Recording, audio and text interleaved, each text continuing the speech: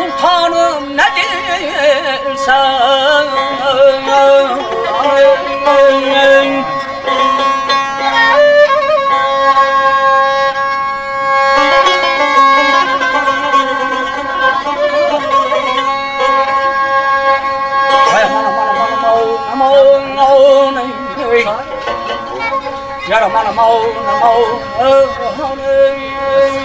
Yüzünü benden nihan etmek dilersen etme gil.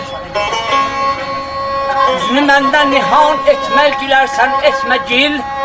Gözlerim yaşın revan etmek dilersen etme gil. Canımı bəslun şərabından ayırdın ey sənəm.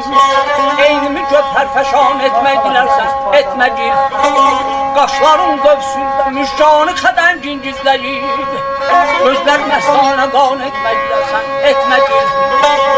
Yandırırsan könlümü eşqində məlum oldur ki mani rüsvayı cahan etmək dilərsən etmə gil. Bərgin əsrin üzrənmişkin zülfünü sən dağıdıb aşıqı bir xanman etmək dilərsən etmə gil.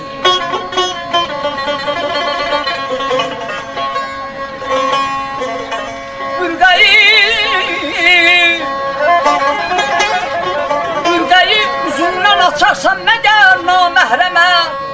Gizli əsrarı əyan etmək dilərsən etmə gil. Çünki eşqin məskənidir könlümün bir anı hər. Nəyə onu məkan etmək dilərsən etmə gil.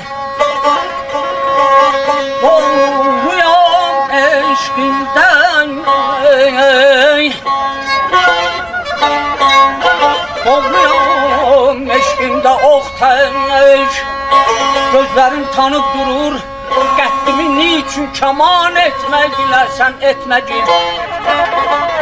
Çün yəqin nəsimi Çün yəqin bildi nəsimi ağzının bar olduğunu.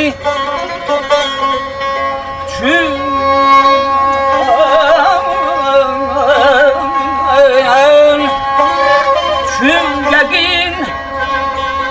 Yəqin bildi Nəsim ağzının var olduğunu.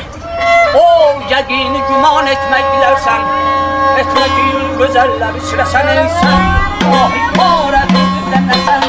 Gözəl